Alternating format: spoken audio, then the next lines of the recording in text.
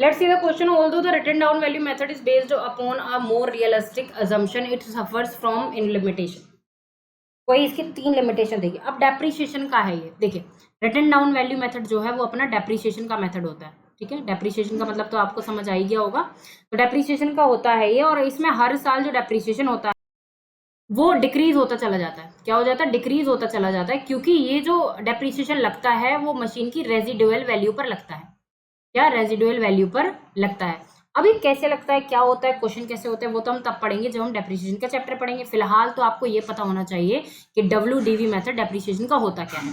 लेकिन यहाँ पर आपसे पूछिए इसकी लिमिटेशंस, कि इसकी लिमिटेशंस क्या है, क्यों WDV मेथड को अच्छा नहीं माना जाता, मतलब किन कारणों की वजह से. वैसे तो WDV मेथड ही ऐसा मेथड है जो इनकम टैक्स डिपार्टमेंट द्वारा जो है रेकमेंड किया जाता है, लेकिन इसकी कुछ लिमिटेशंस भी हैं. जैसे कि ये इंटरेस्ट ऑन कैपिटल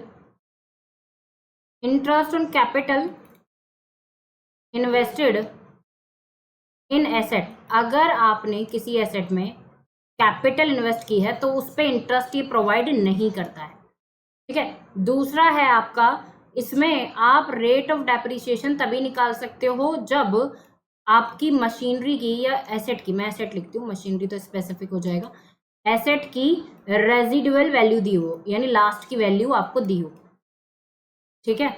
उसके बाद ये जब मशीन की एसेट की यूजफुल लाइफ पूरी हो जाती है तो उसमें रिप्लेसमेंट की फैसिलिटी भी नहीं देता.